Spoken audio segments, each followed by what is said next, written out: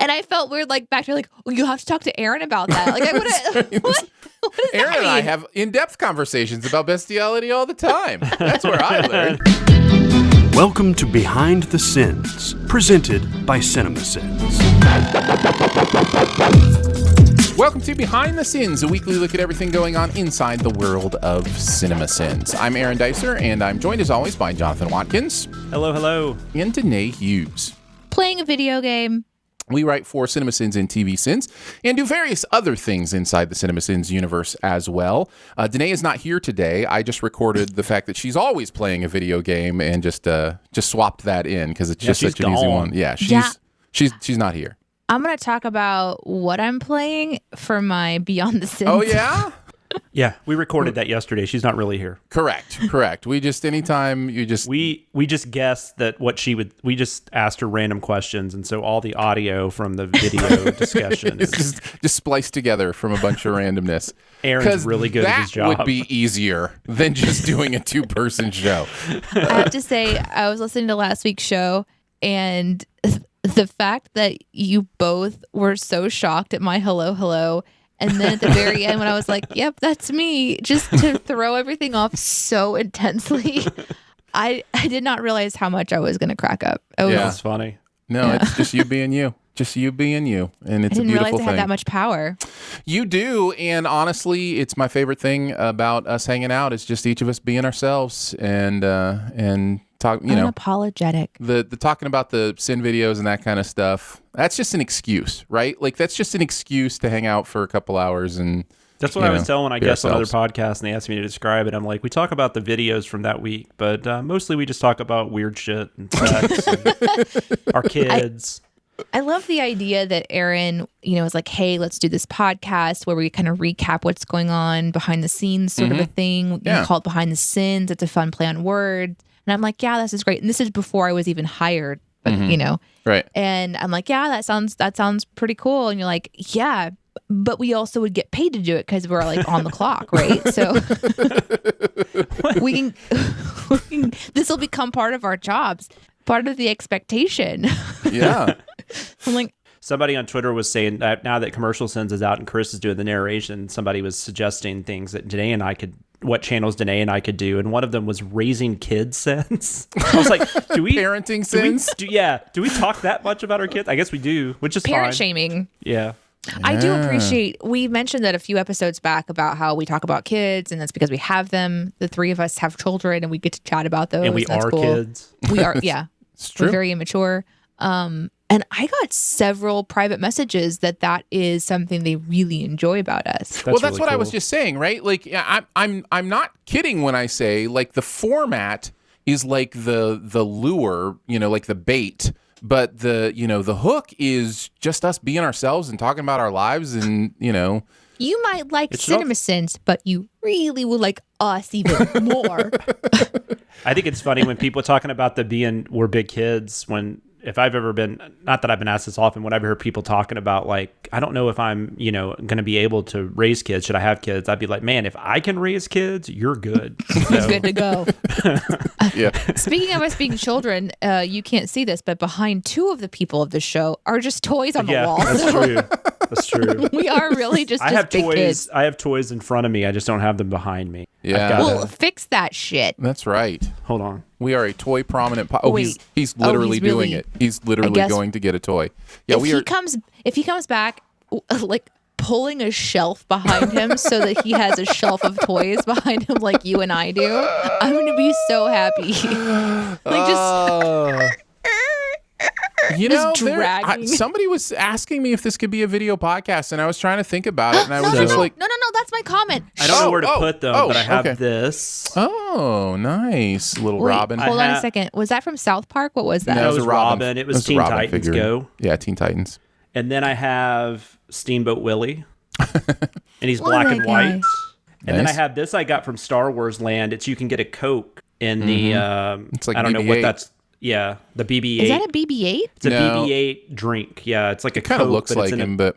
Yeah. It's Arobesh. It says Coke in Arobesh. Arobesh, yes, that's right. So maybe that's not supposed to be BB-8. I don't know.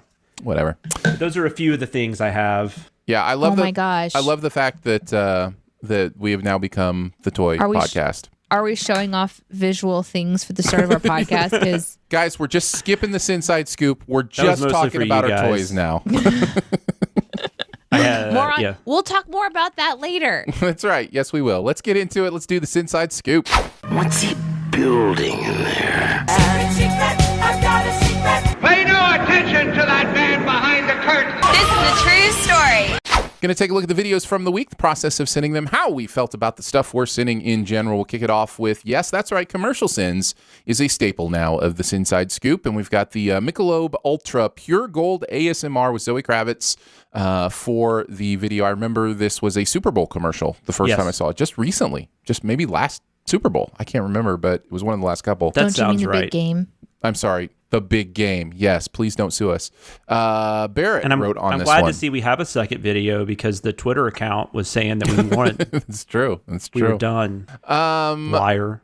So, I mean, beer fans on the podcast? I don't drink beer, so... I don't like Michelob. Well, I don't anymore, but I would never... I don't like the Pure Gold. It's like, I don't like Corona. So, and I would think this would be kind of a Corona-esque beer. So I've never had it. Somebody in the comments said that the alcoholic content was just north of water or something in this beer. So they were upset that it wouldn't... Just a little north of water. Yeah.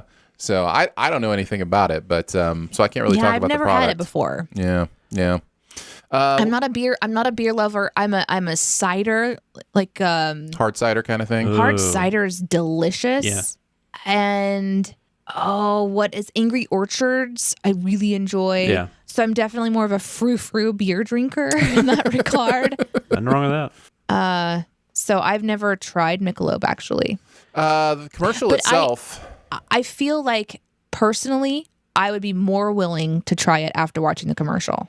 Oh, so the commercial got you. Heck yeah. That's kind of an interesting thing to talk about. Like, did this commercial get you in any way? Not me. It didn't make me at all interested in this product. I love Zoe Kravitz, but if she was like whispering shit at me while I was trying to drink a beer, I would be very annoyed. Right? So you're not an ASMR guy. Danae, do you like ASMR? Like, did you go through like an ASMR phase? Are you still in it? No. Okay. But I love it. Okay, so you love it. You just never got into it. Right. I think it's pretty cool. I'm not somebody who goes to listen to ASMR. I'm somebody who, when channels did an ASMR take, I found it interesting. It's not because there's a part of my brain that tickles. It's just because I think that it's fun to whisper into a microphone. And I remember all the times that I would do it on radio or with what we were doing with podcasting. And Aaron, you'd say, you think that people can hear that, but they can't. You need to use your voice. Well, because honestly, if you're going to do ASMR, you have to set up your processor a little bit differently, right? Like, there's a different way to process the audio that's going to bring out those crisps, those kind of things. Maybe I'm not. I've honestly never thought about it until now. So, but I don't know. In this scenario, I found it kind of irritating.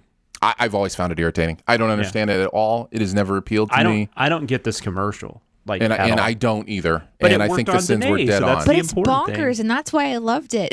Is it bonkers though? It's not really bonkers. It's just nothing. It feels like bonkers to me because there's not a lot, and this is why the Sins video is so fun, is because there's just not a lot that logically makes any sense. She's on a desk in the rainforest doing ASMR with an alcoholic beverage. That's bonkers.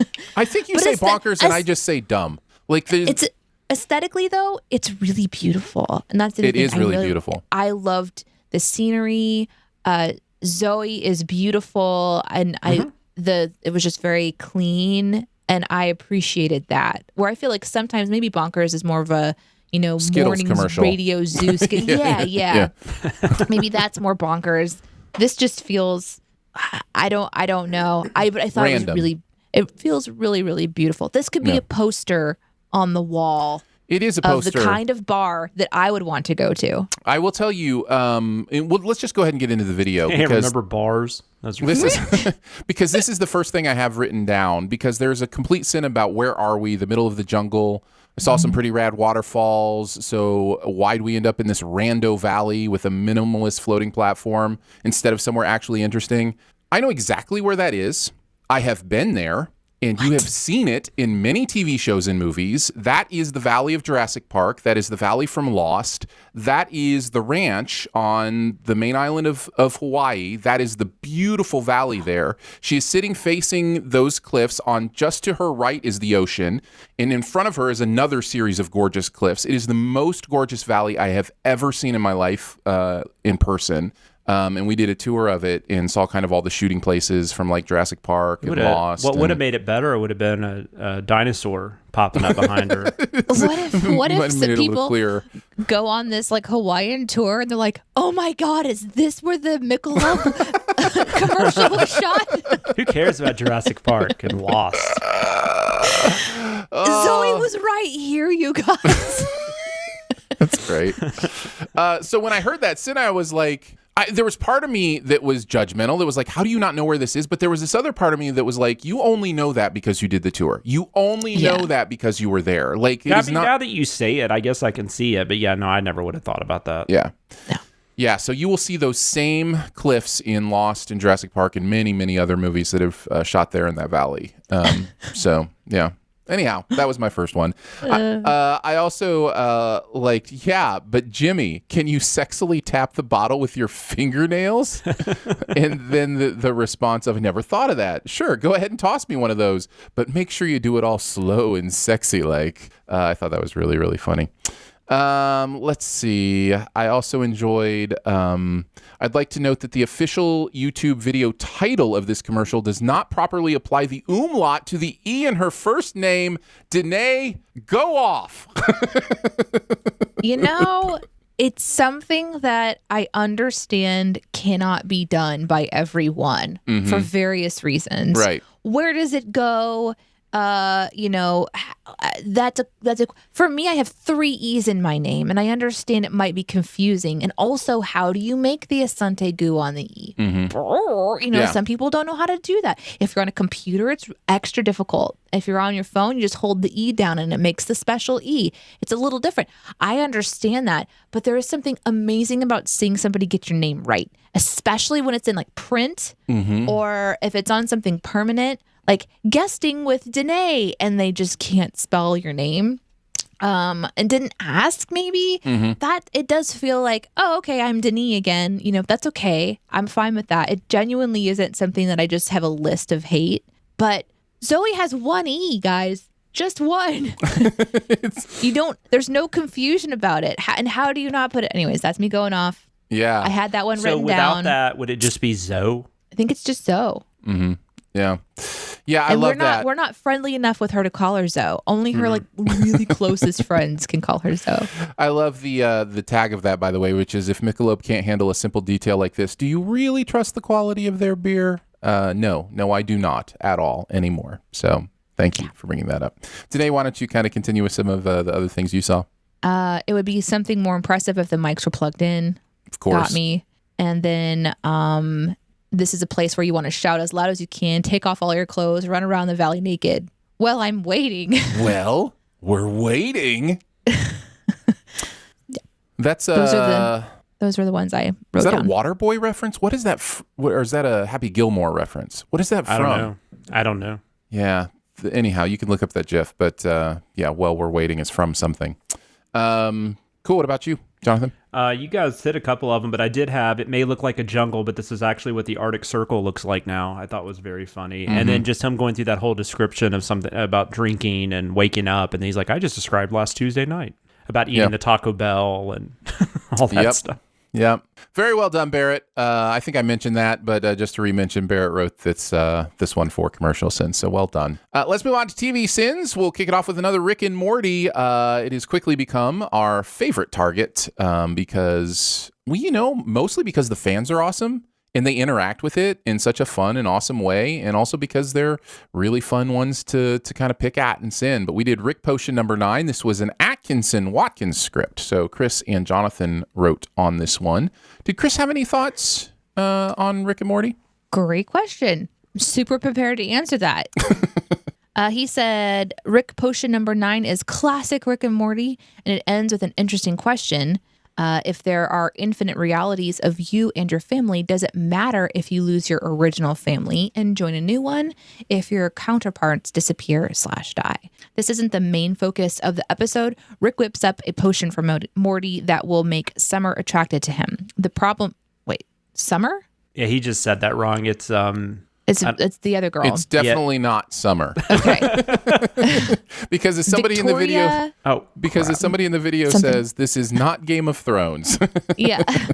He says the problem is if anyone has the flu, the potion's effects spread everywhere, so everyone ends up getting attracted to Morty except family members, because Rick and Morty isn't ready to explore that kind of thing yet, as evil and twisted as that show gets.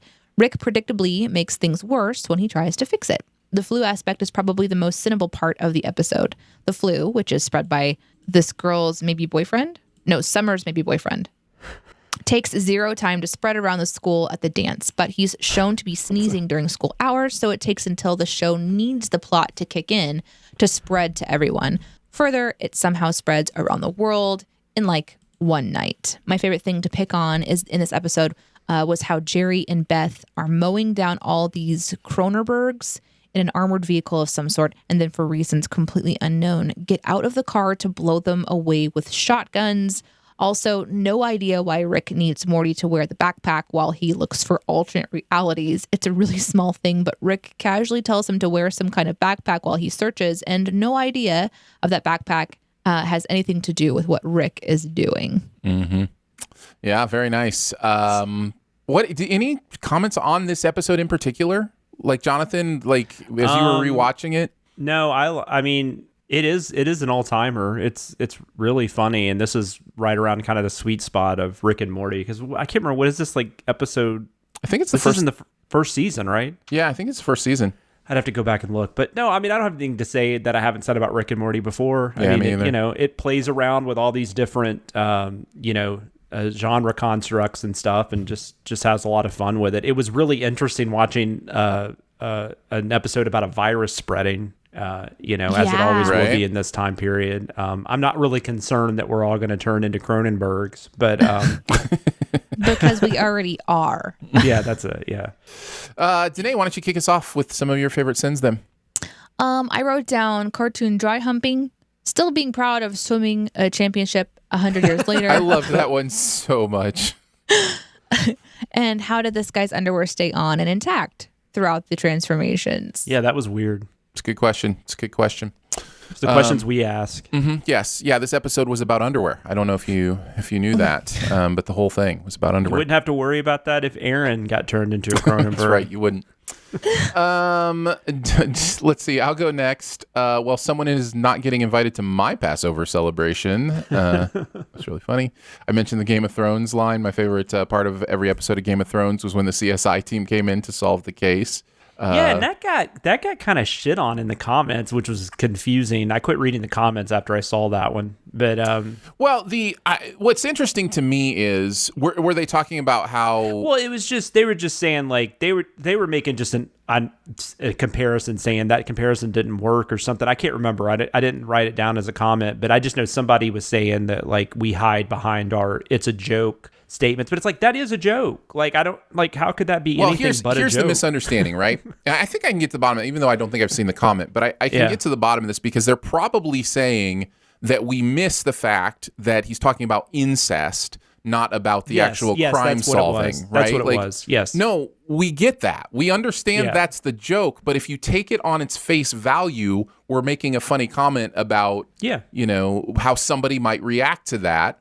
And so what you're probably seeing in the response to that is people doing kind of the usual rigmarole of, they'll say it's just a joke. Well, and I will say the guy that the person, I don't know if it's a guy or girl, obviously, that made the initial comment, they were just saying like, they were talking about the incest thing. Mm-hmm. And then somebody jumped on that, was just wanted to complain about us. I was like, whatever. Yeah. There are, and I guess I can understand that sometimes you don't know if we're being purposefully ignorant or if we're just ignorant, because both things do happen. There are sometimes I will make, I'll talk about you done messed up, Aaron, where I just didn't realize it. Like I missed it. Like that will happen. But, there are times where we are willfully ignorant. That is part of the humor. So you kind of have to take both and understand that even if we were unwillfully ignorant, it's still for lulz, you know? Like it's not we're not actually keeping score here, people. I don't know how many times we have to really say that, but yeah, no, I agree. That's always an interesting conversation to kind of see pop up and in the comments.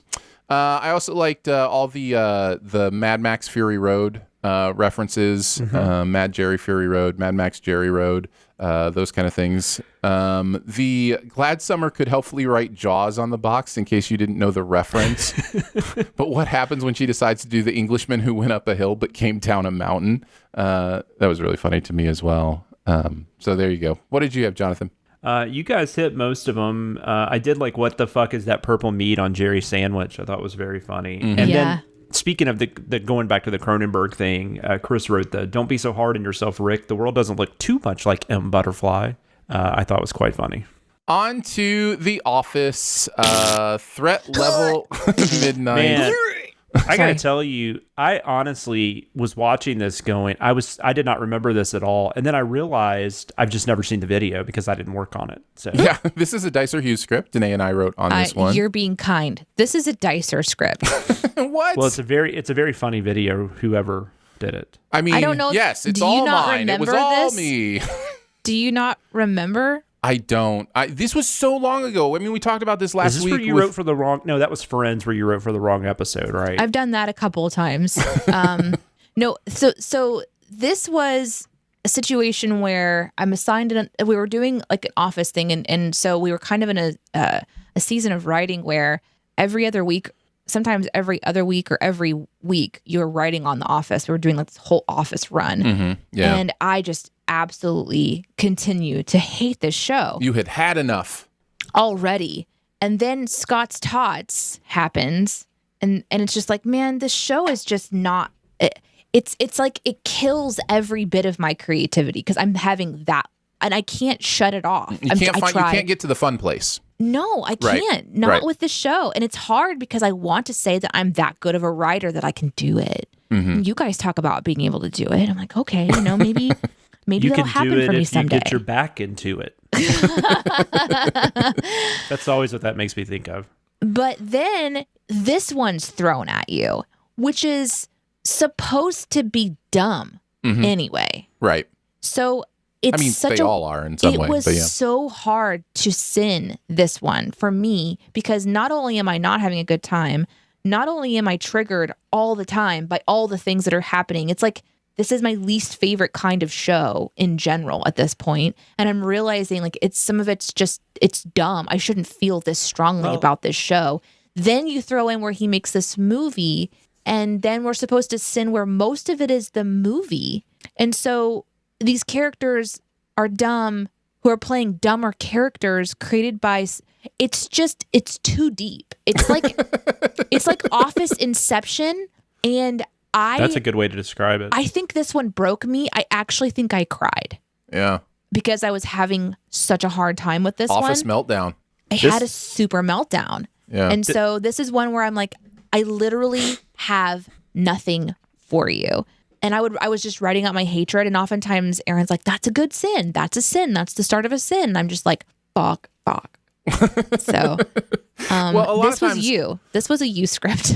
I'm sure there's parts of you in here. Like, I'm sure you wrote some stuff that, because for me, a lot of times when you're in that space or when any of us are in that space, I really do think it's about finding the fun. And sometimes it takes somebody else to look at your sin and go, oh, I can find some fun there. I can find, because you don't want it to come off, even in times where the narrator truly hates something, like Jeremy's done some of like Pete's Dragon comes to mind. Like there is an element of fun to it. It's not literal, like this, this thing is awful. It should never be made. I So sent you you- I know you wrote The Wicker Man, Danae. I know you wrote that. I mean, I was like, oh, that's Danae. I sent you a script with 8 sins. Okay. I think of those 8, we used 1.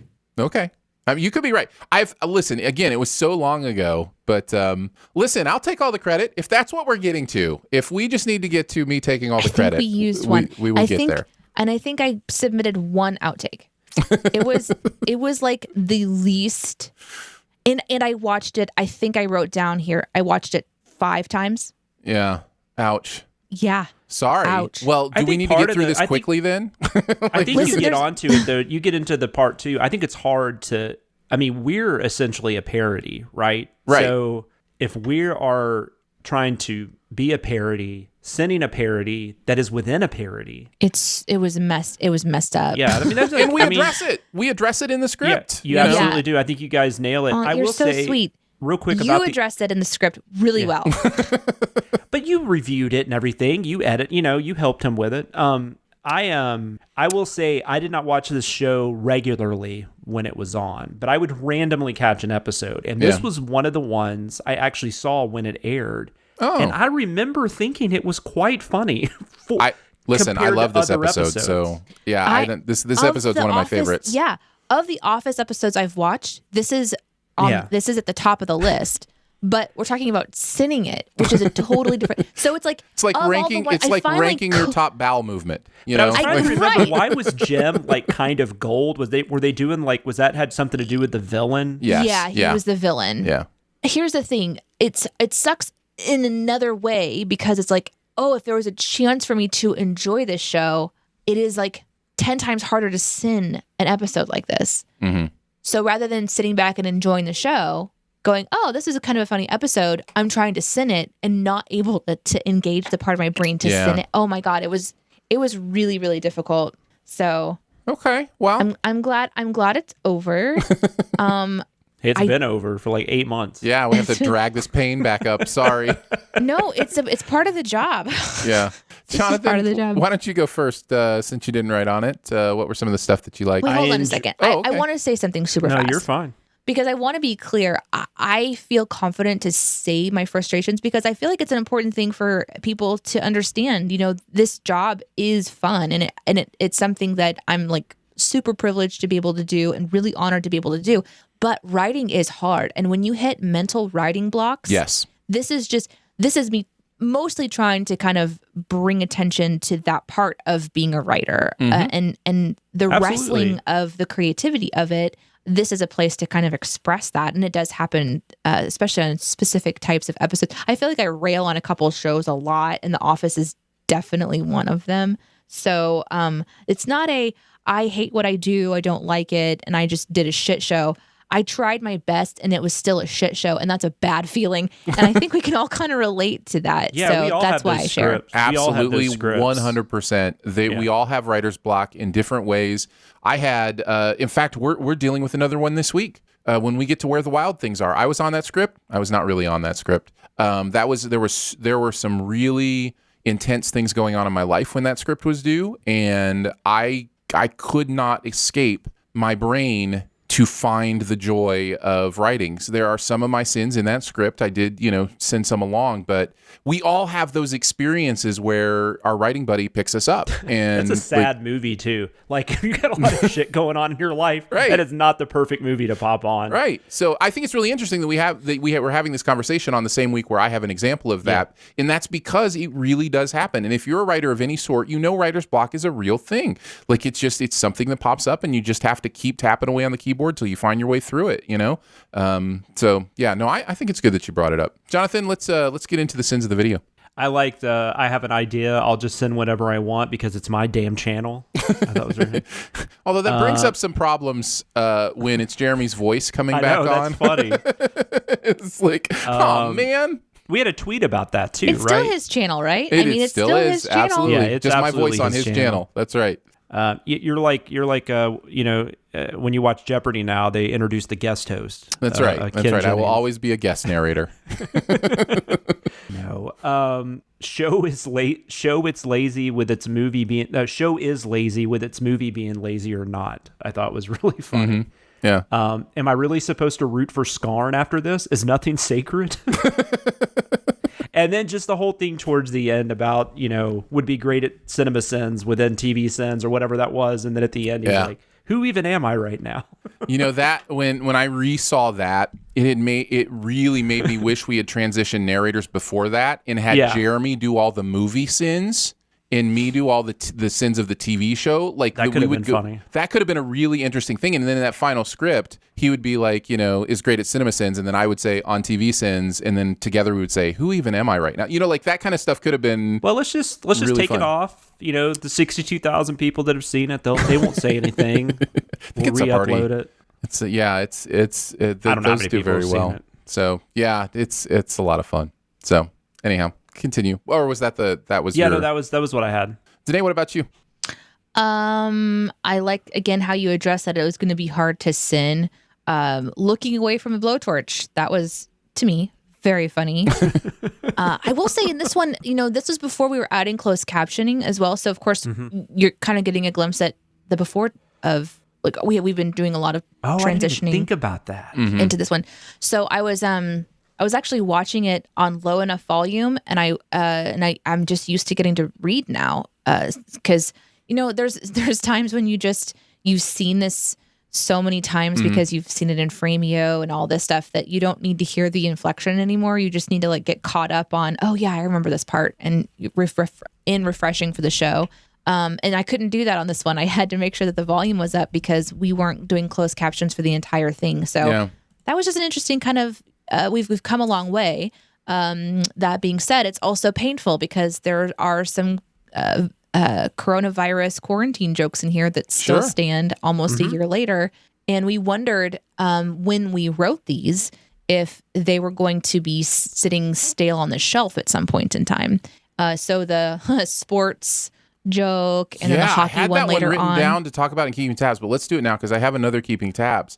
But Okay. it's really interesting because that sin is, hey, we got sports games again, and then the sin is the year 2021. The fact that this video is now coming out in the year 2021 is really fascinating to me, and the joke still makes sense, but it's like it's so weird that the joke is now about the year it's in as opposed to something that was a year off when we wrote it. It was a year off when it was written, and it was also one where we're like, in the year 2021 is when hockey will be back. Mm-hmm.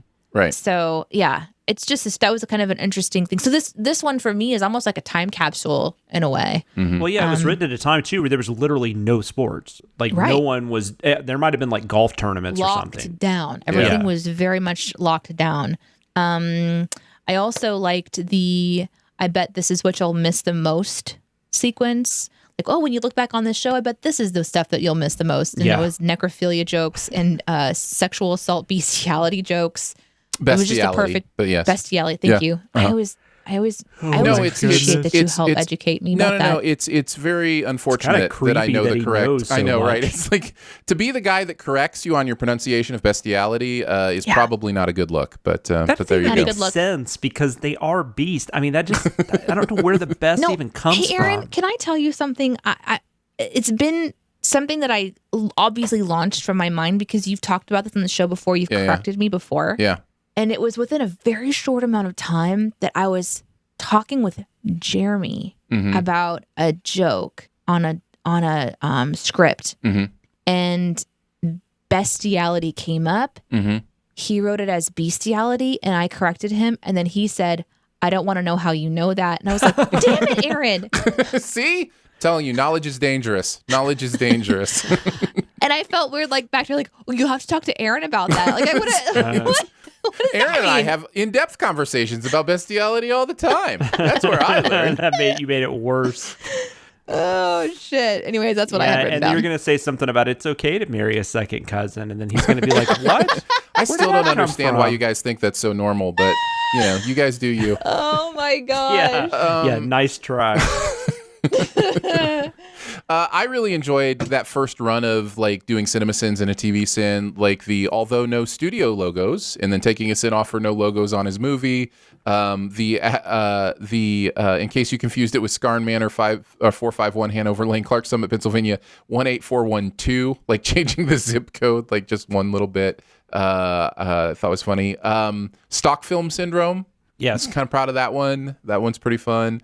And then the ants joke that really does go on for like forever in that episode. Like it is one of the jokes they just beat into the ground over time. And so that this joke ants on for some time. I mean, this joke goes on for some ants. I mean, this ants goes ants for ants. I just really like that one. So wanted to mention those as well. All right, Danae. So we're going to do another office run, and you're going to be heading up every single script. I know. It sucks. It's really popular right now again, right? With the whole Peacock thing and Yep. It's back on Peacock, which was really a nice little thing that we popped those out right when it's it going worked live out on for us. Peacock. Yeah, that worked out nice. Let's see. Music video sins. Saweetie, Best Friend, featuring Doja Cat, I believe. This is, of course, music video sins. So it's Barrett. Jonathan, did you also write on this one? No, I didn't write on this one. So this was Barrett. Yeah, I don't have much to say about this. I'll let you guys talk if you have anything to say. Well, there's No, just- Aaron, there's- you have to do your segment. There's What not is much the of a song here, deeper right? meaning? No, there's no song here. The deeper meaning is that this person is very proud of. Boy, I'm gonna have to be careful because my opinion on the things she's proud of her friend are not very good. But I'm just gonna say she's very proud of her friend for putting herself in dangerous situations and exploiting herself. I didn't pay that close attention to it. Apparently. Well, it's just like my friend's so cool because she's sleeping with a whole bunch of men, and I don't know. When Doja Cat is on the screen, I don't hear a lot. So fair enough. sorry, she's very pretty. I don't disagree. I mean, they both are, and they both are. Wow, wow. What? Yeah, that's basically what it is. Like wah wah wah wah wah wah. What was that? I don't know. Look, I don't know how not to sound like the old man here. I just don't know how to do it. It's a song about being proud of your best friend for doing things I would never be proud of my best friend for doing. Like I can hear that now. But also, like I said, there's not much of a song here, right? The video is there like really isn't. 25%, at least 30% of skits. So I don't even understand why they made a video, but it's popular. So good for them. Sure, absolutely. And I also I've never seen a bikini top that looked like that. That was really interesting. So it is true. And the observation of why does it say icy? That is a good question, Barrett. That is a very good question. Barrett said about this one, I had heard of Saweetie long before I heard her music, and I kind of like it. Nothing that reinvents the wheel, but she has a different flow from her contemporaries, as does Doja Cat, honestly. And the song is fun, even if it's periodically nonsensical. The video was a delight to sin, and I love sinning someone's video that I know very little about, and look forward to the comment section correcting me on a bunch of issues.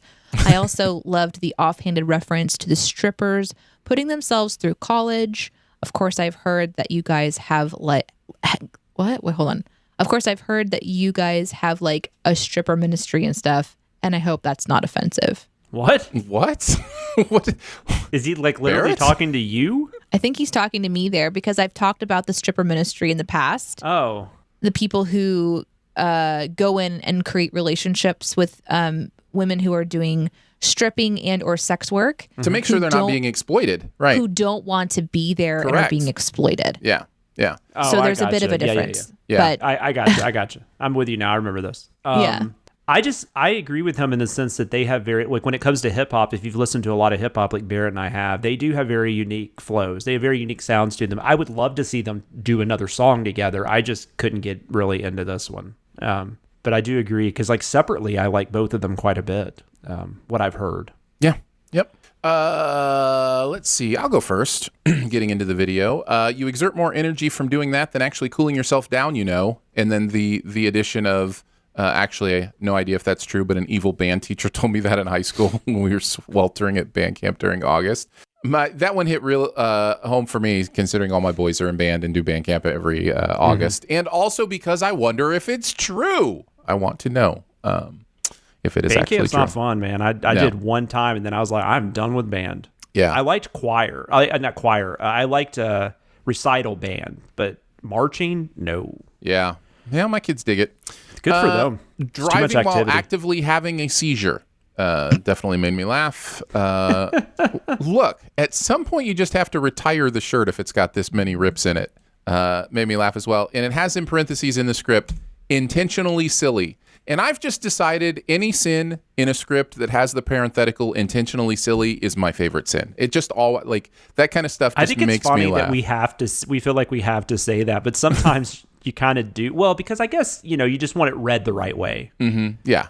I guess that's kind of the main reason. We're not but that's always hard for me when I'm putting stuff like that, though, because I know like no one here really gets offended, but it's like when I make a reference, if I'm not sure if you know about what I'm talking about, I'll mention it. But then, sometimes Barrett will be like, I did know what that was. I'm like, well, I'm sorry. I wasn't trying to offend you. I just wanted to make sure you didn't just cut it because you didn't understand it or, Right. So. Jonathan, what about you? What were some of your favorite sins? You mentioned a couple of them, but please tell me his next line will be, start the goddamn video already. I thought that was really funny. Mm-hmm. And then, of course, is she trying to air it out or something?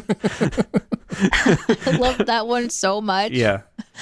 Yeah, and I had to in the editing process, I was really concerned about something in that sense, so I reviewed it several times. I'm just joking.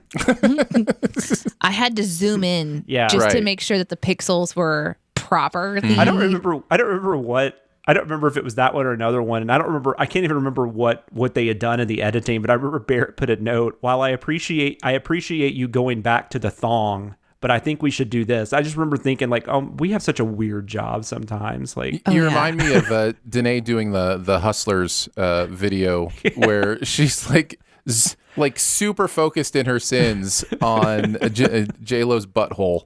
It's just like I paused this and zoomed in. How will we ever forget about Danae's obsession with J-Lo's butthole? Where is it? I did. You guys, I spent a lot of time looking. Our job, man. I've never used a G-string that is so non-existent that I wouldn't be concerned that something would be showing. Right? So she has no butthole is the answer. That is the answer. That must make life hard. Most have been mentioned, but I did enjoy the delivery of, I'm pretty sure 70% of the lyrics to the song are descriptions of what the other person is doing. If I were to describe my best friend, I'd be like, now he's typing on a pewter real fast. He's a writer, and he likes to look at ass. So we know that's about Aaron. Of course, right? Of course. Yeah, obviously he's talking about me. That one cracked me I am Barrett's best friend. All right, let's move on to the CinemaSins for the week. Where the Wild Things Are. I already briefly mentioned this as a Dicer share script, pretty much a share script, although Chris actually wrote a bunch on this too to help out. So Chris actually had a lot in this as well. That's cool. What did Barrett have on this one? Max is a butthole. Speaking of buttholes. Not the actor, obviously, but the character. I don't see a lot of growth or realization in that character that would lead to his actions at the end. Having said that, it is what a kid would do, especially one that has an unstable environment. So while I didn't love the movie overall, I respect where it's coming from, but it was ultimately unnecessary. I do wish Spike Jonze would direct more often. Anyway, the effects are magnificent, the cinematography is great, and the soundtrack is boss as hell, featuring my wife from an alternate universe, Karen O of the Yeah Yeah Yeahs. Oh, he is a fan. He is a fan indeed. Jonathan, what's your opinion of this movie? I think it's a really well done movie. I love Spike Jonze. I loved going into this, I loved adaptation and being John Malkovich. What else? I know he's done something else, but those are the two that are always my favorites. But I will say, as a child of divorce, I think this movie, when Barrett's talking about an unstable environment, I think this movie absolutely gets that. I don't know if Spike Jonze is a child of divorce. I have no idea, but I wouldn't be surprised if he was, because the way they approach this is this is the opposite of Mrs. Doubtfire, which I've joked about in the past, is kind of pissing me off.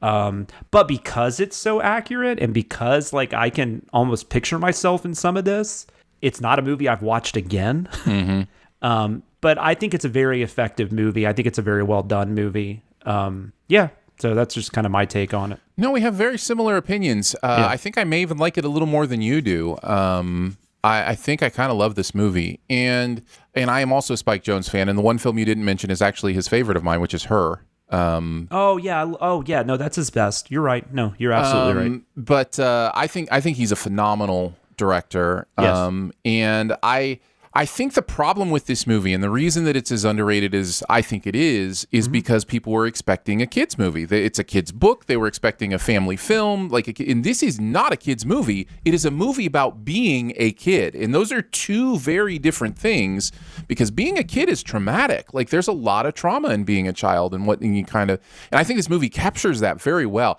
As I watched this movie, I just remember in rewatching it to Senate, I just remember feeling like, man, I know that. I remember that feeling as a kid. I don't remember a lot from my childhood, but I remember those emotions of this small thing being the most traumatic thing that had ever happened to me, and that the world hated me, or, like all those crazy deep emotions you're trying to struggle through as a child. And like, he really gets that stuff right.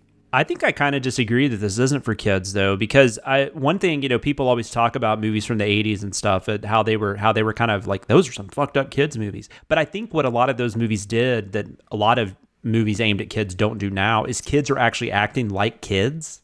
And I think you have that here, right? Mm-hmm.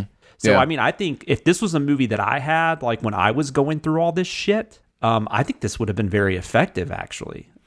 Maybe, but I would think maybe older kids. Like, I agree, like taking a 4 or 5 year old to this, but it is PG. I mean, it's not G, so maybe it should have been PG-13, maybe. But it's definitely. I know what you're saying. It's not like a cookie cutter kids movie by any means. Well, and there are movies for kids that deal with tough stuff. Pixar's absolutely famous for that, right? Like, I mean, they just had Soul come out that deals with the existential value Soul, of I would purpose. argue, is probably not a kids movie, but you could. I know what you're saying. You could, but I think it uses Up is a great example. But it uses bright colors and funny moments, and like, this movie is not interested in like even bringing children along in the normal ways you would think. See, but like I just said, like I compared it to Up. Like, I think Up is actually a very good example, because I think Up is also kids dealing with a lot of emotional issues and things like that. So, I mean, but it is animated. Mm-hmm. This is more realistic, but this does deal with like his imagination and these creatures and stuff. I don't know. I can totally see what you're saying. Sure, I think some kid. I don't think you should just not show your kid this. I mean, I think if you know your kid well enough. Oh, for sure. That's not what I'm saying at all. I'm just trying to put my finger on what people were expecting that they didn't get, and that's what, because I look at this, he mentioned all the stuff that's great about this movie, how well it's made, the soundtrack, the cinematography, like, it's just a really well done film. And I try to put my finger on like why it's as underrated as it is. And I think the expectations may play a little bit of a... Yeah. And it's a little dark. It's a little, as Danae would say, bonkers. It's a little abstract at times. That's stuff that's always going to throw the mainstream audience off. But I should go back if I didn't make that clear. I do love this movie. Yeah. I'm just saying it's a very, very hard movie for me to watch, because it brings up so many. And I didn't have a hard time. Like, my parents got along, and I had great step parents after all. I mean, things worked out, but there is still a lot of weird stuff when you're that young and not understanding, like, why are my parents fighting? Why won't they be together? So I get it. Yeah. I think this one is one that, as I watched the Sins video, because I haven't seen this movie, but as I watched the Sins video, and I was having a lot of the same thoughts in my mind that you guys have already talked about, so I don't want to go back over that again, because I agree with a lot of what you're saying. But it makes me think, while you guys are speaking, that there are people who can relate to this level of what Max is experiencing and how you would need to process that as a child. But if you are a child, can you get outside of yourself enough to understand that this movie is symbolically showing how a child would compensate? I don't know that, but you know your children better. Like, if you're going to use it as a tool of conversation, that might be something where you pause and you talk about things. But like, I don't know. I watched movies very differently as a child as you do as an adult, right? So maybe there would be some things that they would pick up. But for me, the things that I would pick up is just the violence of these huge monsters. And the monsters for me come from a silly book, rather than this being like an example of how children deal with trauma. So I would almost say I would show this to Justin as an adult, or I would show this to someone that I know went through a lot in their childhood, and say, like, how do you relate to this as a conversation piece, rather than like, hey, let's watch this and have some therapy together, or give you something that you can relate to when you're in child form. I don't know. Totally fair. But you know your children better. You know your family better. Right. This is just one of those that is going to have a lot of emotion attached to it. And we're talking about a lot of emotion in this episode because there's true. more to come. There is more to come. Let's go ahead and get into the sins themselves then. And Danae, why don't you kick us off? Okay, I can do that. But first, I I have to find where I was because I was multitasking. I'm sorry. You need an ultra wide screen like I have, where you can have I everything really up on the do. same screen. Like, it's so nice. I really, really do. Harassing your dog with a fork. Here's why I wrote this one down, because are we supposed to be rooting for this kid? This is a recurring sin that I don't realize is recurring until recently, but it's kind of peppered in a lot of places, especially on the TV sin side. I kind of like felt myself going to that one more easily. And it's already been in like 2 in today's episode alone. And I wanted to just touch on it because I think that would be a funny merch. Oh, interesting. Like just a shirt that said, "Are we supposed to be rooting for this guy?" Right. I thought you were going a completely different direction with this. No, that was a real insight to Danae's brain. We've been having these thought really she was gonna be serious like- conversations. Like, She's like, is this kid a serial killer? I didn't know where you were going. yeah, right. It's like, nope, Danae's I'm brain like- is on merch. Nope. I just think that would be a really funny shirt or something. Yeah, absolutely. No, I Okay. agree. I think just a it- shirt that I says think- kids would be funny, but I don't know if that would come across as well. Yeah. But Prometheus School of Running Away from Fucking Things kids. is one of our best-selling shirts. Right. oh, you And- probably don't want something that says fucking kids, by the way. Forget I said that. No, Yeah. we wouldn't. I do didn't that. mean it that way, obviously. But He said fucking comma kids, Yeah, guys. yeah. Commas are important. But the rooting for, I don't know. I just think that's kind of fun. Okay, Yeah. so I wrote that down because I had a little epiphany and it gave me some Nice. inspiration. Also, don't use forks on your animals. It's not nice. Expecting a fence to go in 2 different Yeah. directions cracked me up.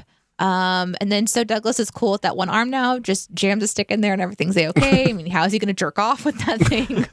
Like I would write the sins part about just jamming a stick in, like, okay, this is just normal. I can see myself writing that, but this is one where sometimes you guys will say to me like, oh, I would have never gone that next level because I don't have the female perspective. Right. The jerking off bit is one that I was like, that's really funny. I wouldn't go there. And then, this scene is so emotional. I'm gonna puke. No, seriously. And then just the gagging noise was funny. And then I couldn't understand what they were saying either. And then the quote is my reaction whenever I hear SoundCloud rap. That would hit me hard because I have been on SoundCloud recently experiencing that same feeling. So I just felt Nice. seen and heard. Nice. Yeah. Jonathan, what about you? is there really a way to make happiness without penis? That was so funny. Oh shit. And then I loved sitting wearing khakis in the snow because holy shit, that is terrible. Like who would let their kid go out in the snow in khaki? Yeah. That's the worst thing about the parenting in this entire movie. Laugh Well, fighting. as a parent, you probably know this, but as a parent who raised kids in Michigan when there was often snow, Oh, that's true. you just look out the window and they'd be out there in Yeah, I know, whatever. that's And, fair. No, that's you totally fair. Like you didn't give them permission. You didn't check to see what they were wearing. I'm They're just just out in saying, the snow in their khakis. That's true. It's not bad parenting. It's just a bad idea Yeah, exactly. because that is you'd get so wet. Laugh fighting, eating your problems, which is also kind of sad because I do that. And then smelling your visitors, I thought was really funny. Yeah, I had that one too. And then I just wanted to mention the few good men outtake. I felt like Barrett was talking to me with that. I thought that was great. 'Cause Nice. We do that to each other often. Why do you love them so much? Yes. Yeah. I will also mention snowball fights are not fun. I don't care how many movies make it seem like they are. They always end up with frozen fingers and someone taking an accidental, quote unquote, ice chunk in the face within the first minute. I disagree with that. Those snowball fights are a blast. But go ahead. Danny was my next door neighbor. I'll just leave it at that. And I may have some unresolved issues with the times we played in the snow together. That was one part of that movie that really resonated with me was the ice fort. Growing up in Michigan, the idea that's so of cool. whenever there was snow, I could go create a whole world to live Yeah, we in. couldn't do that. Yeah. Man, I've only ever been able to do that one time, and it was because we had a crazy snow one year, and it was the right kind where you could Yeah. build something to crawl through. Yeah. I haven't had a snow like that I can't even, I mean, I was a little kid. Yeah, that my was daughter, so much fun, but I haven't had that. That is the main thing my boys have talked about missing since we moved down here was the idea that like big snows were a normal thing up there every once in a while, and they just don't have I as was so much here. happy when my daughter was like 3 or 4. We actually got like for us, we got a big snow. It was like the most snows in like 20 years or something. And so we actually got to build like a full-on snowman and stuff. I'm just really glad she got to experience that because, you know, living here, that might never happen. It was an easy trade-off for me, man. I'll take the warmer winters. She doesn't like snow now, so no. It's when it was snow outside the other day, I was like, "Don't you like during her break at school?" I was like, "Don't you want to go out and run around the snow?" She's like, I'm good." Well, especially when you have to adult, snow is the worst. Like it's horrible in all the ways. It's beautiful though. It really is beautiful. Mad Max Injury Road. Made me laugh. And 15 minutes in, and we've heard Max's name at least 36 times. Movie wastes no time reaching maximum maxing. Let's move on to Mr. and Mrs. Smith. Danae, you want to talk first? Yeah, I think I should. So I just want to, we don't have to go into details. This isn't going to get awkward, but a little bit, I don't know if it's a trigger warning or not, because I've already talked about being so emotional about other things. So, right, yeah. Mr. and Mrs. Smith is a movie for me that immediately has a trigger for me. It puts me in a really bad space because of what happened in my life at the time that I watched it. And in an attempt to get prepared to talk about this, I immediately went into a very serious emotional spiral. So I am going to actually take a step back. And so Jonathan and Aaron are going to take over for this segment, and then I will join you on the other side. Sounds good. That's just kind of an attempt to I really appreciate that. Honor myself and honor my needs and not push. Sometimes I push. This is one I kind of just I know it's not a good idea. Absolutely. What great self-knowledge too. And I think that's really admirable to understand yourself enough and your triggers enough to know, hey guys, I just need to step away for this entire conversation because of, this movie. So, yeah, absolutely. Completely honor that. I'll be watching, but if I decide to play video game, just text me. I'll come back. So it's not gonna be any different than usual. You'll be playing video games, and I'll have to get your attention when it's your turn. The difference is laugh that right now. you guys need to. No, it's I don't want this. My experience shouldn't ruin somebody else's love of a movie. We all have different experiences, so that's something too that I appreciate your care and concern for me. But you guys can just have a lot of fun. I'm gonna just stay in my safe space.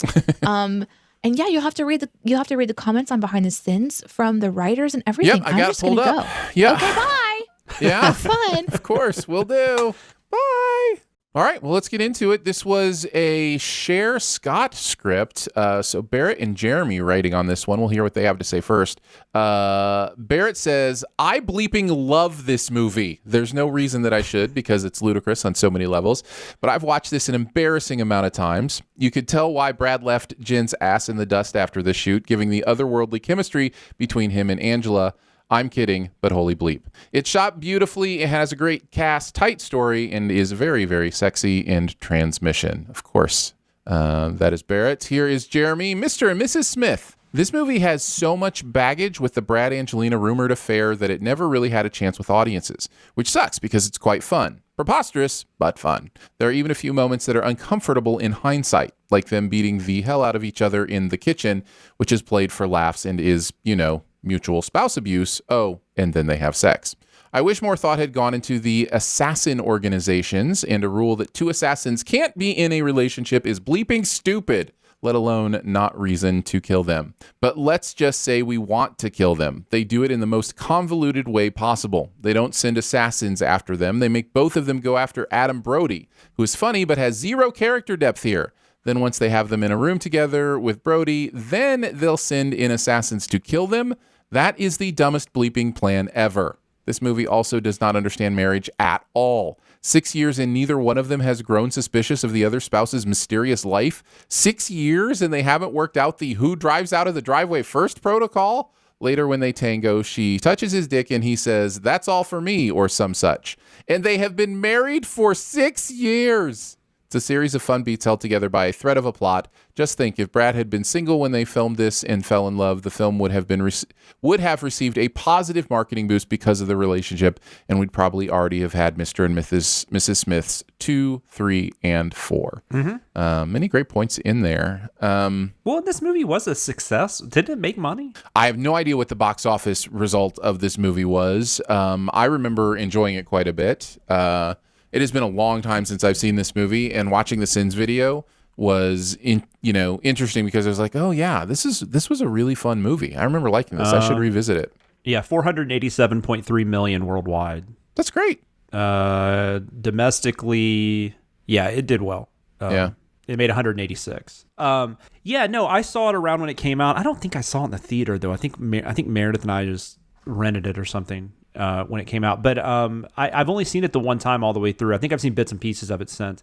Pitt and Jolie are ridiculous. I don't think it's fair that two people can be that goddamn hot and that that have that much chemistry. It's just not fair to the rest of the normal world. Yeah. But yeah, no, good for them. Good for them being beautiful and in shape. I agree with Jeremy kind of, but I will say, I mean, I don't think the movie cares if they're a good married couple or what. The movie's going for all the broad strokes. It's, they're in a car chase in a minivan and, stuff like that, or an SUV or whatever that was. I mean, and there's golf, they have to make sure you see that there's golf clubs in the back of the car, just all that kind of suburban stuff. I didn't like that about it, but it's fun. I wish they had like he's saying, or maybe it's Barrett, I wish they had gone more into like the assassination groups and stuff like that.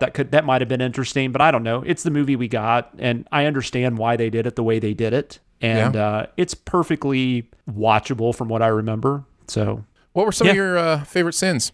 I really enjoyed the answer here should be a whole fucking lot, or in whose trailer do you mean, when they were talking about that they've been having sex.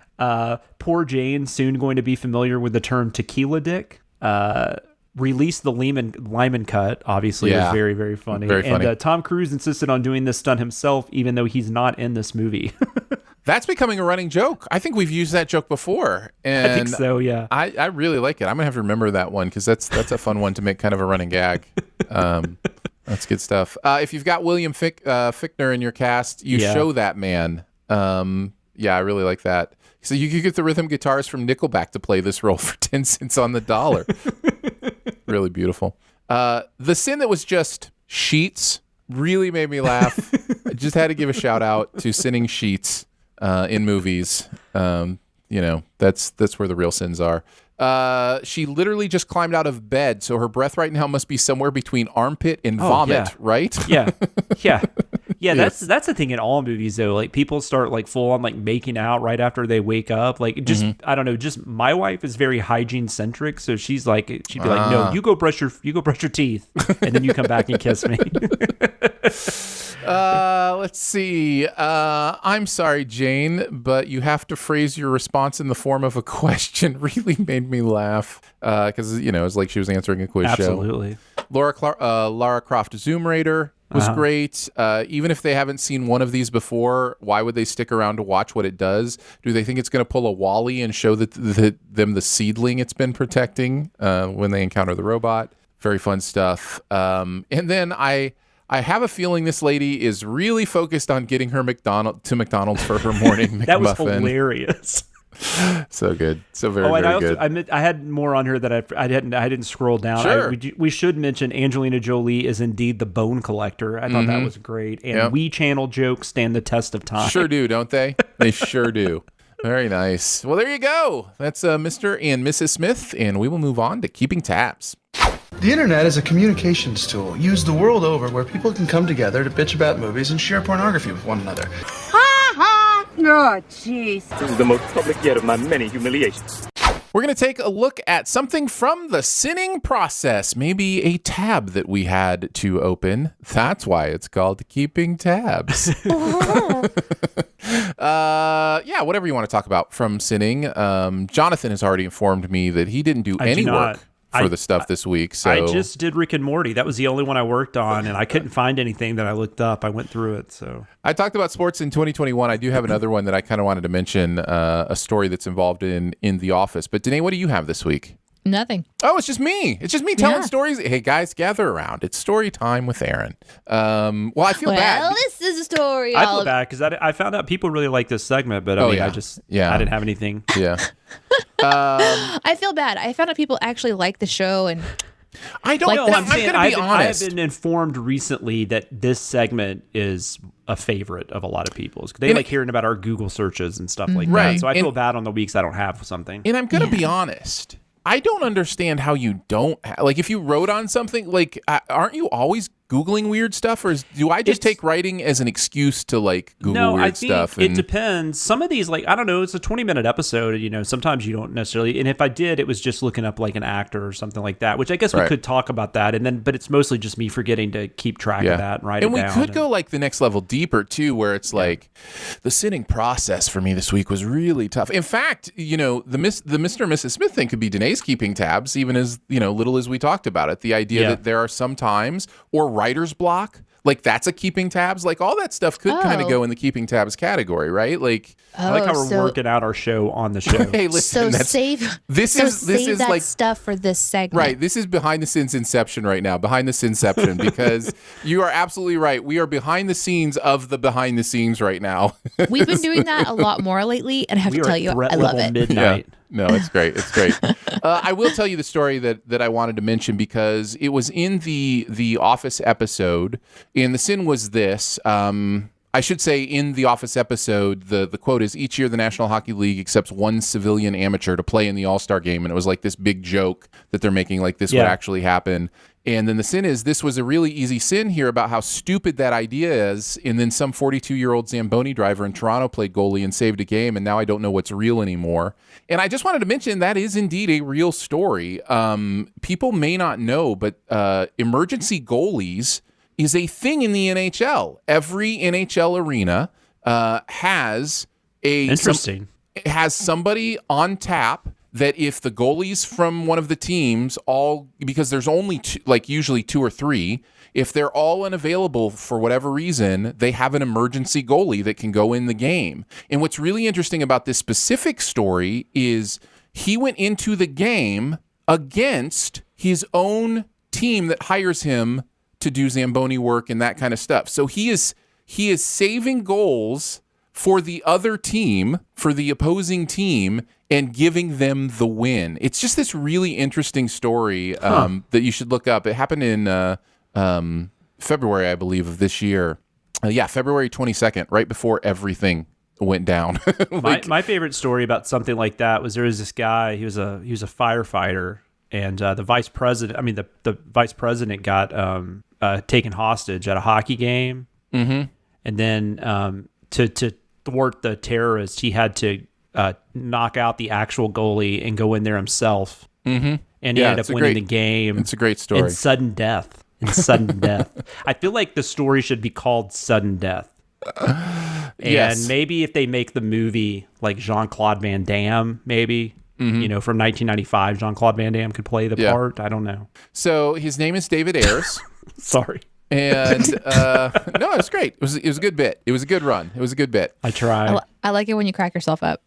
David Ayers was the Zamboni driver from the Toronto Marlies and became a rags to riches sports story that day. Both goalies, James Remire and Peter Mrazek, were out via injury. So he had to come into the game in the second period with the Hurricanes leading 3-1.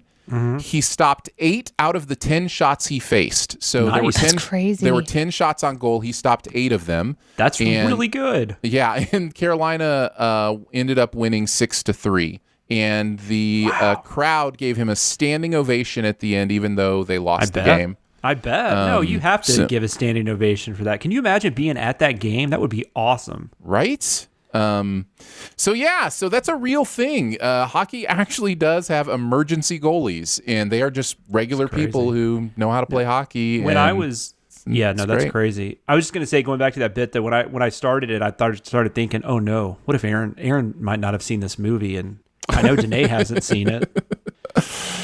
Yeah. Well, Go see Sudden Death, guys. It's awesome. You should. Well, there you go. That's going to wrap it up for Keeping Tabs. We'll go on to the comment section. I want to know what you're thinking. I appreciate your honesty. You're a real straight shooter. You are the ones who are the ball lickers. We're each going to take a look at a comment from you to us, whether it be at the videos, Twitter, it could also be Discord, anywhere you interact with us. Danae, why don't you go first? Mine is coming from the CinemaSins Podcast Network YouTube channel from episode 81 of Behind the Sins, mentioned by Flaren Euro, who says, if these had a visual, they'd be more gold. And then Charted Studio says, yes, it's good to know that someone else thinks this. And I respond, we've wondered about doing something like this. I think it would be hilarious. Listen, I'm going to bring it up again. I think we should do some part of our show visually. Like maybe we can go live to our members through Patreon or something, because I think they would stick with us through the awkwardness of it all. And then the edited version goes out to the podcast. We do have conversations that don't make it to the final cut, though. Like there are some things where that's my Jonathan concern. Yeah, and Aaron and I take this time to connect as friends. Mm-hmm. So we might have to do like our chat before the live show would start, and then just rein in, which we could do. Yeah. But I really do think that it would be fun. I've been watching a lot of Twitch lately, so I just think it would be fun for us to be able to record what we do with a live audience. Now, we wouldn't be able to interact because we have to stay focused, and that's not the show. So it wouldn't be like chatting and commenting. In fact, I would demand that you not be looking at the comments. No, you don't. You do like a? Do you still do a pre-show thing at Sif Pop? We do a Sif Pop is a live video show now. It's live now. That's right. Yeah. Yep. So, and there is a difference between a live show where there's interaction. This would be a live taping of the podcast, but we would not be able to interact. You would just kind of be like peeking through the window, essentially. You'd be a paper. Gotcha. You'd be a paper. That's what I'm saying. So let me just say this. There will be an opportunity, at least one opportunity, to have that experience for our Sin Club members coming up. That's all the details I'm going to say about that right now. Cool. But there will be at least one opportunity to have that experience. I am not opposed to making that a weekly experience available to our Sin Club members, but we have to figure out the practical nature of that. And is it going to be video too? Do I have to start wearing pants? Or? Yeah. Well, you don't have to No. wear pants. We can't see your lower half. I can imagine if I had to wear pants to these things. I'm trying to see how much I can hide behind this. Look, I can go. What's the That's right. guys. If you want to see what Jonathan's forehead and hair look like, because his microphone pop filter covers the entire top 75% of his face, then yes, we will do this for you. I can kind of go up like this. No, because then you're not coming through the mic as good. You are going to be our Wilson from Home Improvement. There's going back to an old show. You are Wilson. I love that we're having this conversation because I do think it's the next iteration of the show, the next evolution of the show, kind of like a natural way for it to progress. Mm-hmm. And also, you guys, or digress, you guys also said something earlier about Keeping Tabs being the favorite. Well, over a year ago, we did a survey that kind of just asked you guys what you like about the show, what you'd want to do differently, things like that. And I've been thinking that maybe we should just put out another survey again and ask you guys what you'd be most interested in from us if we were going to do an extra thing. Like, for example, one of the things that was most requested was like a little mini pod every once in a while. And we do that over on our membership platform at Patreon. So we do pay attention. We also had people that said, we want you to guest on certain podcasts, and Jonathan's been guesting on many podcasts. So we really loved your feedback. So I don't know. I've just been wondering about that too. I think there's enough interest that it could work. Maybe we go to Twitch and we throw something out on Twitch. I don't know. It's just it's exciting. We hear you. We're thinking about it. And if you guys are excited about it, hype it up. Let us know on Twitter or email or however you want to reach out to us. Yeah, definitely. Jonathan, what about you? What? Oh, comments? Yeah, that's where we are. I thought we were talking about other things. Jonathan, what about you? Are you wanting to be seen? Do you want people to see your face? So I went to Twitter and I just thought this was on our TV Sins Twitter account. At Ziggy, I'm going to go with McLeod. Sorry if I said that wrong. They shared a tweet with us, but their tweet said, for the next video. And what they had shared was this tweet from the Twitter handle at, I guess it's Wikipedia. It's with a Q. They said Americans spent 108,000 years streaming The Office in 2020. Wow. I don't like that. I didn't think you would, but I was just like, wow, that's insane. I don't even know how they came up with that number, but that's scary. That's amazing. Math is cool. Yeah, stupid math. They came up with that number using math. Yeah. Hussein Babakert, I'm going to say, from the Where the Wild Things Are video, says, I just came here to say that this movie traumatized me as a child. That's all. Thank you for coming to my TED Talk. Hey, you just served that up to me. Know your kid. Yeah, That's there are terrible. several comments That's about terrible. that. It's we like, all have that movie that traumatizes, right? It's Sure. always you never know what it's going to be. It's hard to navigate those waters. Yeah, it's really interesting the things that you see, But I can early. see why. I mean, that movie would look so dark. It really impacts us. Well, I agree with Aaron. I don't think that movie is made for kids. My thing was just I disagreed that no kid would be able to enjoy it, I guess is what I was saying. Yeah. But no, I totally think it would be two different types of. But that's kind of like Willy Wonka and the Chocolate Factory. I loved that movie as a kid. Watched it all the time. It was interesting going back to that movie as an adult who had maybe or maybe not tried some extracurricular drugs at that point in my life. Yeah. And being like, and that scene where they lick the wallpaper, I was like, oh my God. Like, but that's not something. Oh my God. Of all of the scenes, that's the one that got you? Well, not the crazy boat ride the through tunnel? the tunnel of doom? No, but that's more like fantastical. Like this was like a straight up like drug reference. Oh, okay. I'm thinking that I'm thinking it's a scene that traumatized you. No. This movie didn't traumatize me. That's not what I'm saying. I'm just saying I'm saying having different perspectives on a movie as a child, as an adult. As a child, Sure. I thought that movie was fun. I thought it was scary, but I thought it was it was just an entertaining movie. As an adult, I was like, oh my God, those kids are doing acid. Yes, exactly. Shoot. But as a kid, you don't know what that is. I can't get over it because I do feel like, based on some of the things that really like tweak you, that licking a wall would be one of those things that just true. No, really that's fair. sends you off. That's possible too. I totally get the confusion. It's true. But I just thought it was crazy as an adult that they had a movie where kids were doing acid. The Good schnozberries taste like schnozberries. That is indeed crazy. But yeah, no, your kid. Let's move on to Beyond the Sins. To infinity and beyond. Somewhere beyond my wild history. To boldly go where no man has gone before. We're each going to chat about something else from the world of pop culture that we've seen. And today you're going to start this time. Okay, so I kind of alluded a little bit. I've been trying to get into the world of Twitch. It's been something that's been requested of me a lot.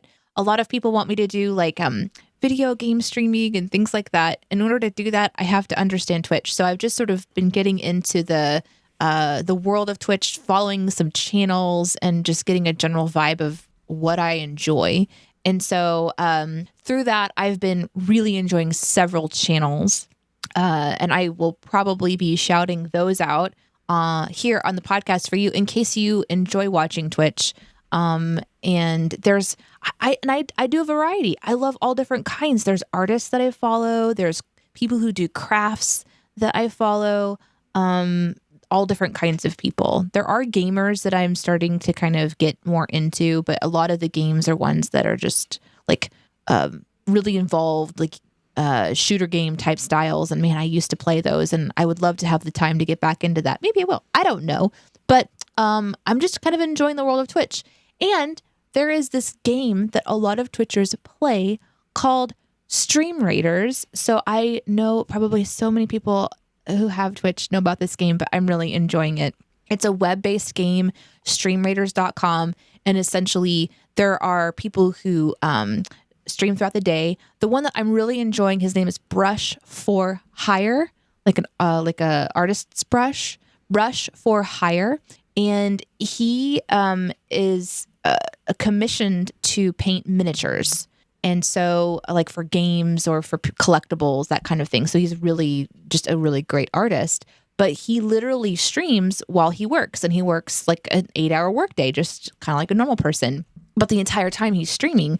And so he'll take breaks, and he'll take a break and he'll cut out something to color on from a coloring book and stuff. But he is just so unique and fun. He's cuckoo, and you can have him wear different hats, and he's just got this really cool vibe. He's got a punk mohawk and wears fingernail polish and cusses, but he's not crude. He's just having a good time, and he does this all day long, all week long. So he's just really impressive to watch. And while he streams, you can essentially join his little Stream Raiders army, and you can go place your own troops on the map. And every 30 minutes, he starts a battle. And so you can go to his stream if you want to watch the battle, and then you win, and then the loot is distributed amongst those people who are playing in that war. So it's just a super, super simple game, and it's something that I didn't realize I kind of like it being in the background, because I'm somebody who I work, but I kind of need a little bit of a multitask thing going on, and I can get really distracted by other stuff happening, obviously, around me. The internet is a massive distraction in and of itself. But in this case, every few minutes, I can just go place a troop, and then I go back and get focused, and it just kind of gives me something to do. So I don't know. Right now, I'm really enjoying it. Twitch in general, and also Brush for Hire on Twitch, and the game Stream Raiders. Oh, and I guess I should say, too, if you want to follow me on Twitch, it's just Danae Says, just like my Twitter handle. Very nice. Cool. So kind of a Twitch dump today. Yeah.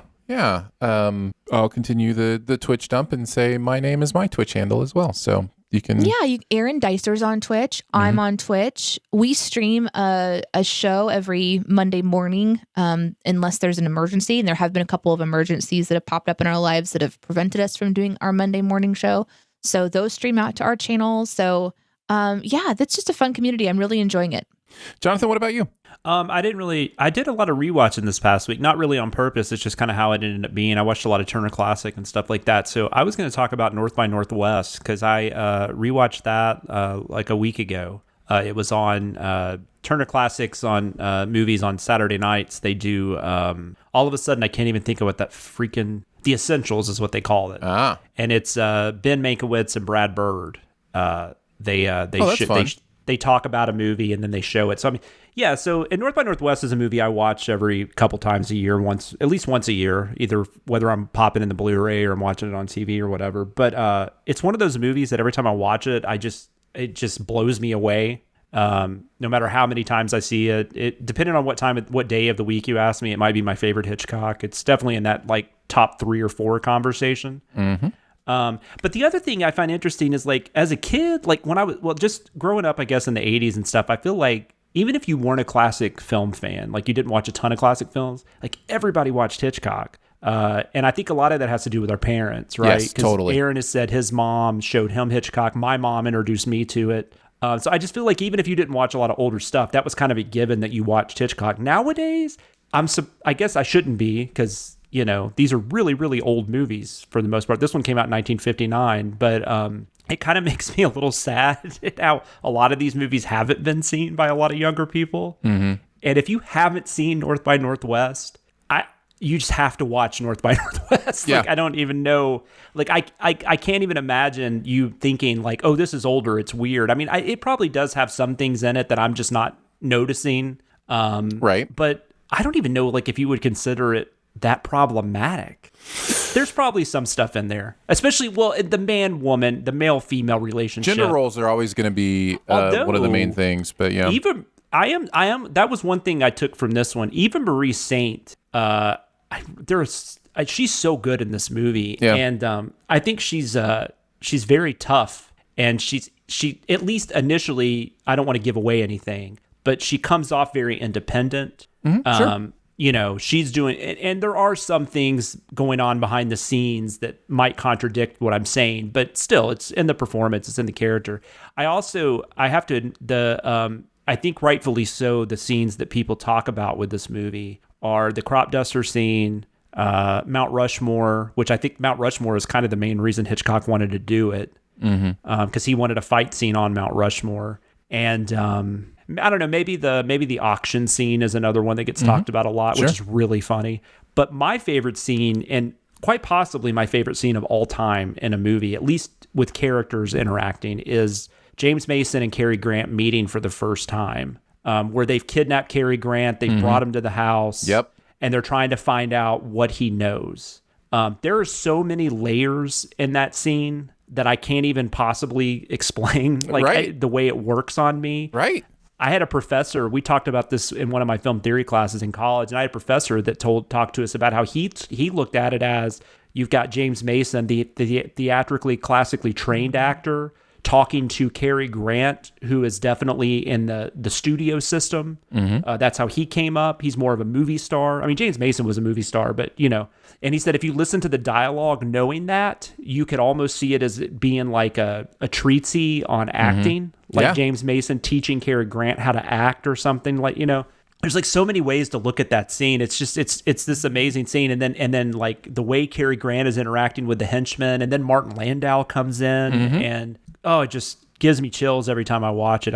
I love this movie so much. And so since I hadn't really watched anything new, I thought I would just express, if you have not seen North by Northwest, it's awesome. Also, that if you have Turner Classics and you're not watching the essentials, that's, even if you're not going to watch the movie, just watching the intro and outro with Brad Bird and Ben Mankiewicz is always worth it. Just to hear their takes on, these movies and whatnot. So. Well, I need to apologize on behalf of Jonathan, but this is now going to be a 4-hour podcast today. Oh, no. He brought up my second favorite movie of all time. There's only one movie I love more than this movie. Nice. And it is my favorite Hitchcock, and I love Hitchcock. I think this movie is perfect. It's just so good from the beginning to the end. You find yourself invested in every part of it. The characters, the scenery, it's astonishing how captivating this movie is. So I'm going to talk for another 3.5 hours about all the little details of this movie that I love. And I would argue without it, and it was interesting too, because they showed Saboteur afterwards, and I had not seen Saboteur in a long time. Saboteur is great, by the way. Sure is. But it's also really interesting. Saboteur, I never thought about it this way until I watched it with North by Northwest. Saboteur almost feels like a precursor. Sure. Like he was trying out some stuff, and then and then in North by Northwest, like he kind of improved it, I guess. Saboteur is the one that ends at the Statue of Liberty, right? Yes. Yeah, exactly. That's what I'm saying. There's a lot of comparisons there. Being falsely accused, being on the run. Yeah. The characters that he gets intertangled with. Yeah. But Shadow of a Doubt is probably my favorite, and I don't just say that because it's Hitchcock's favorite. That's just always been the one that has moved me the most. Strangers on a Train is in that conversation, and North by Northwest. Those are kind of the big three for me. You're speaking my language, man. You're speaking my language. Danae, what are your favorite Hitchcock movies? Who is that? All right, I'm going to go an interesting direction. I don't know that I've done this before, but I'm going to let you guys pick my Beyond the Sins, because there's so much coming out like today as we record this. That I'm curious as to which you would rather hear about. First of all, WandaVision. The first 2 episodes drop today as we're recording this. And I've seen the first 3, and I'm completely allowed to talk about it, review it. There's no embargo on those episodes. One Night in Miami drops today, I think on Prime. Yeah, I'm going to be watching that later. Promising Young Woman, which I think I actually talked about that on Beyond the Sins. You did. So we'll take that one out of the equation, but that's out on VOD today. In News of the World, the Tom Hanks Western, which also available on VOD. There's so much coming out right now that I kind of want to talk about, but Danae, do you have any preference among those I listed? No. Jonathan? I do not. You just you pick away. Well, I'm going to pick One Night in Miami then, because this to me was maybe my biggest surprise of the year, how much I loved this movie. I was not ready for how much I was going to enjoy this. It is my 3rd favorite movie of the year. It is incredible work from some incredible actors in an incredible situation, talking about such valuable and important and deep things. It is exactly my kind of movie. It is a play first, but Regina King has adapted it into a movie. I believe it's her directorial debut, if I'm thinking correctly, and it's astonishingly good. Aldous Hodge is Jim Brown. He's amazing. Leslie Odom Jr., who you may know from Hamilton, is Sam Cooke. He's incredible in this movie. Eli Gorey, who I think is fairly new, hasn't really been in a lot of stuff, but he is playing Cassius Clay, who becomes Muhammad Ali. And is one of those performances where you're kind of worried it's going to be an impersonation, but he does such a great job at it not being an impersonation, but just actually being, or I should say, impersonation's the right word, where it kind of feels fake. Oh, yeah, he's on the 100 is probably correct. His big thing, yeah. But he balances that so well. You believe it's a fully formed human being and not just this caricature of Muhammad Ali or Cassius Clay at the time. And then Kingsley Benadir, I want to mention because I think he's the standout, and you may see some awards attention for him. He is playing Malcolm X, and that is a role that has a lot of baggage. And I don't just mean real-world baggage to the real person. I'm talking about theatrical baggage. You've got Denzel in one of his most acclaimed performances, playing Malcolm X. So that's a lot to live up to, and absolutely, he is astonishingly good in this movie. And beyond that, my favorite part of the movie is the conversation. It is the discussions on, four black men in a time when they're trying to figure out what it means to be a famous person of color and how that impacts their life. What are their responsibilities as a famous person of color in an area in a time when racism is so prevalent? And I know, again, please believe me, I understand it's not like we're beyond this now. That should be fairly obvious, from recent events. But we are talking about a time where it was more, at least, accepted by a larger, group of a larger piece of the population, and they're trying to figure out, okay, well, I'm making money, I'm famous. How does this popularity, what kind of responsibility do I have to my community? What kind of responsibility, all these conversations are just astonishing. And man, this is a good movie. This is so good. I would highly recommend it. It's called One Night in Miami. Can't wait to watch it. I'm hopefully gonna be watching that tonight. I wish I could get my my wife, just if my wife or daughter had interest in watching any of these movies, I could justify that $20, but I can't justify it. Yeah. Because I haven't seen Freaky, which I'm really, I'm dying to see Freaky because I love Christopher Landon and Happy Death Day and all that stuff. Did you like Freaky? Yeah, it's a lot of fun. A lot of fun. So anyhow, lots of great stuff, out right now. A lot of those, awards type movies finding their way to VOD in different places. So, but yeah, One Night in Miami is a good one to seek out, especially if you already have a Prime membership, because it should be available for you. I know this will be a week later, but this is just a crazy day, man. WandaVision. I know. Season 2 of Servant. That's true. I didn't even mention Servant. Season 3 of Disenchantment. For people that like that. That's right. Matt Groening's show on Netflix, Disenchantment. Yeah. Nice big release day as we're recording this. So it's too much. Not enough weekend. Too much content. But at the same time, thank you for all the content. I need Chris to assign Chris or Aaron to assign some of these to me. That's right. I have to watch My job is secure thanks to your release of all this content. Thank you.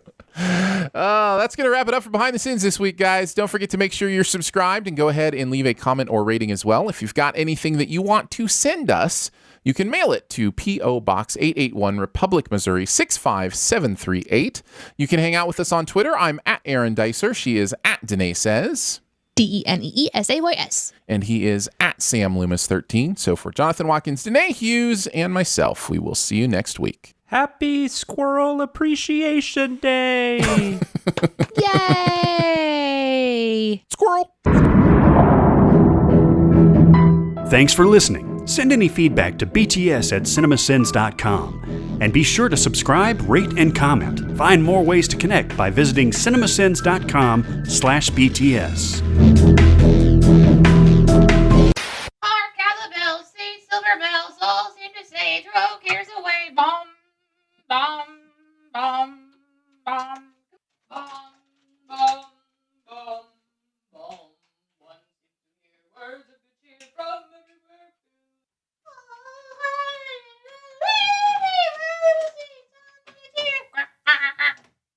Everyone seems to hear words of good cheer from everywhere, filling the air. Oh, about raising the sun. First one here, I win the award. Boom, motherfuckers.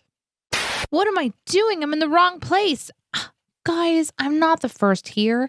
I'm on the wrong one. I'm supposed to go to Streamlabs, and I'm on Google Meets like a dork. Dang it.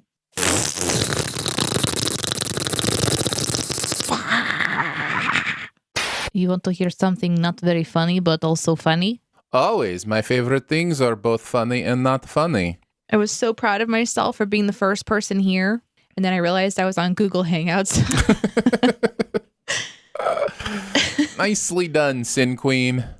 I remember somebody telling me in a negative way. They meant it as like a negative thing, just in general. Yeah. They were like, hey, before you get married, take a look at your wife's mom, because that's what you're going to be married to in 20 years or 25 years or whatever. Yeah. And I was like, yeah, awesome. You're in the point was she's going to age. And it's like, duh, that's kind of the beauty of being human. I don't know. It was a really weird thing where I was like, you may need to get your perspective checked here a little bit. Like that's less normal than every 10 years getting a new girlfriend or younger girlfriend. Right. That's where that comes somehow. from, right? That's ridiculous. Yeah. That's kind of where that idea comes from, is like, I don't want to be married to a 40-year-old. It's like, I do. Like, especially an awesome one like my wife. Oh, hey, Danae, check it out. Hey, we're t-shirt twins. Yep. TV Sins t-shirt twins, not triplets, because I always wear the same shirt. So the pandemic has been, and it's not even necessary to say this, awful in so many different ways. But do you think there will be a back to the real world, regular kind of stuff, sadness about some of the pandemic things? Yeah, sure. Where it's like, oh man, I miss having to, or is that just the introvert? Is that just me? Is that just me that's going to miss? It's probably just us. No, I'm the same, because this having to stay at home has been easy. So. Oh, it's so great. Yeah. I think that there's going to be a little relief for me in that I can have a friend come over and not wonder and worry and have to have all these conversations. Oh, of course. Yeah. It also depends on your environment, right? I mean, oh, for sure. Yeah. Some of us are luckier than others. Like I'm in we've got a nice sized house. We can, if we need to get away from each other, not that we have to get away from each other, but I mean, there's other rooms, there's multiple TVs. It would be very strange if you didn't have to get away from each other every once in a while. I'm just saying, if also I work with two of my best friends. So like Chris and Barrett, I mean, obviously. Wow. That was really interesting right there. What just happened today? Guys, I actually forgot that I have something else to do entirely I need today. To go do something. Okay. My friends I've known since I was a teenager. You saved it. You saved it. Definitely saved it. No, I'm just saying you guys don't live here. I'm just saying you guys aren't my friends. No, you guys are definitely my friends. I said two of my best friends. Uh-huh. Well, I've looked at that. I don't know if that's the BMI, but is that like what your weight's like projected, like it's supposed to be? Because like for me, it's like 145 or something. I would look ridiculous. I know. I would like to be like 165. Yeah, but my like quote unquote healthy weight is 185. That is insane. That's nuts. Yeah. So, yeah, I've been 145. You can see like my bones. It's gross. The last body composition test I did said that I had 198 pounds of muscle. Just the muscle in my body was 198 pounds. So you take all of my fat away, and I'm still not healthy according to BMI. Like every single bit, 0% body fat. Like it's silliness. I guess too much muscle can be unhealthy too, right? Is that possible? Oh, sure. I guess. Yes. I guess it is. Sure. Yeah, it can be. You see like bodybuilders. I mean, they die because Jonathan. I appreciate that sentiment. That is not what I suffer from. I do not have too much muscle. Have you seen your chiseled jaw and your pecs in our little cartoon? Sorry, Aaron. No, I didn't want to spend a ton of time on it, but we did, and that's okay. It was a valuable conversation between friends. If there's anything in there you want to go in the outtakes, let me know. I will try to dig it out. Yes, because you are two of my best friends as well, and I love you. Oh, it's all better now.